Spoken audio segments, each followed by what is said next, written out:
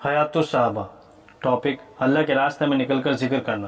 حضرت سعید بن مسیب فرماتے ہیں کہ جب مسلمان مکہ میں داخل ہو گئے تو صبح تک فتح کی یہ رات مسلمانوں نے تکبیر اللہ اکبر کہنا اور تحلیل لا الہ الا اللہ کہنا اور بیت اللہ کے طواف میں گزاری۔ تو حضرت ابو سفیان رضی اللہ عنہ نے حضرت ہند سے کہا کیا تم دیکھ رہی ہو یہ سب اللہ کی طرف سے ہے؟ تو حضرت ہند نے کہا ہاں یہ سب اللہ کی طرف سے ہے۔ پھر صبح کو حضرت ابو سفیان حضور صلی اللہ علیہ وسلم کی خدمت میں گئے تو حضور صلی اللہ علیہ وسلم نے فرمایا تم نے ہند سے کہا تھا کیا تم دیکھ رہی ہو یہ سب اللہ کی طرف سے ہے؟ تو ہند نے جواب میں کہا تھا ہاں یہ سب اللہ کی طرف سے ہے۔ حضرت ابو سفیان رضی اللہ عنہ نے کہا میں اس بات کی گواہی دیتا ہوں کہ آپ اللہ کے بندے اور اس کے رسول ہیں۔ اس ذات پاک کی قسم جس کی ابو سفیان قسم کھایا کرتا ہے میری یہ بات ہند کے علاوہ اور کسی نے نہیں سنی تھی۔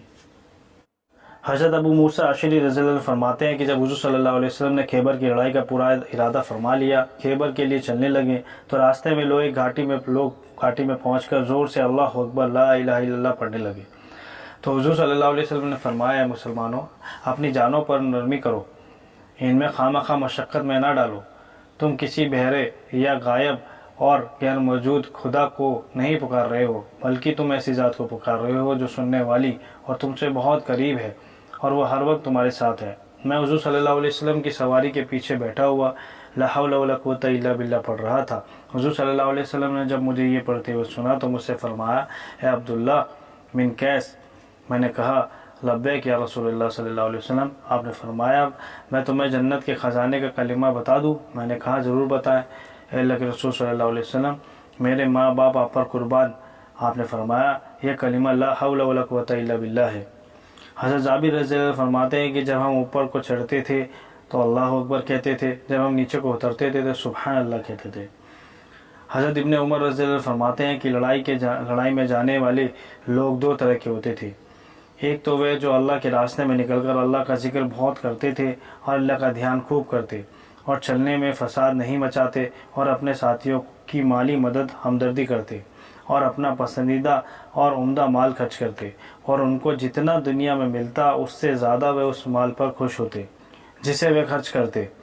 اور وہ لوگ جب لڑائی کے میدان میں ہوتے تو اللہ سے اس بات پر شرماتے کہ اللہ کو پتہ چلے کہ ان لوگوں کے دلوں میں شک ہے یا انہوں نے مسلمانوں کی مدد چھوڑ دی۔ اور جب انہیں غنیمت کے مال میں خیانت کا موقع ملتا تو اپنے دلوں کو اپنے عمل کو خیانت سے پاک رکھتے، تو نہ تو شیطان انہیں فتنے میں ڈال سکا نہ ان کے دل میں فتنے کا وسوسہ ہی ڈال سکا۔ ایسے لوگوں کی وجہ سے اللہ اپنے دین کو عزت عطا فرماتے اور اپنے دشمن کو ذلیل کرتے۔ اور دوسرے لوگ وہ لڑائی میں تو نکلے لیکن نہ اللہ کا ذکر زیادہ کیا، نہ انہیں اللہ کا کچھ دھیان، اور نہ وہ فساد مچانے سے بچتے اور نہ مال خرچ کرنا پڑ جائے تو بڑی ناگواری سے خرچ کرتے۔ جو مال خرچ کرتے بھی تو اسے اپنے اوپر جرمانہ سمجھتے اور ایسی باتیں ان سے شیطان کہتا ہے۔ اور یہ لوگ جب لڑائی کے میدان میں ہوتے تو سب سے پیچھے کھڑے ہوتے، مدد نہ کرنے والوں کے ساتھ ہوتے، پہاڑوں کی چوٹیوں پر چڑھ کر پناہ لیتے، وہاں سے دیکھتے کہ لوگ کیا کر رہے ہیں۔ جب اللہ مسلمانوں کو فتح دے دیتے تو یہ سب سے زیادہ جھوٹ بولتے اور اپنے فرضی کارنامے بیان کرنے لگ جاتے۔ انہیں غنیمت کے مال میں خیانت کرنے کا جب موقع ملتا تو بڑی ضرورت سے اللہ کے مال غنیمت میں خیانت کرتے اور شیطان ان سے یہ کہتا کہ یہ تو غنیمت کا مال ہے۔ جب پیٹ بھرے ہوتے تو اترانے لگتے اور جب انہیں کوئی رکاوٹ پیش آتی تو شیطان انہیں مخلوق کے سامنے اپنی ضرورتیں رکھنے کی فتنے میں ڈال دیتا۔ ان لوگوں کو مسلمانوں کے ثواب میں سے کچھ نہیں ملے گا، ہاں ان کے جسم مسلمانوں کے جسموں کے ساتھ ہیں اور انہی کے ساتھ چل رہے ہیں، لیکن ان کی نیتیں اور ان کے عمل مسلمانوں سے الگ ہیں۔ قیامت کے دن اللہ ان کو اکٹھا فرمائیں گے، پھر ان دو طرح کے لوگوں کو الگ الگ کر دیں گے۔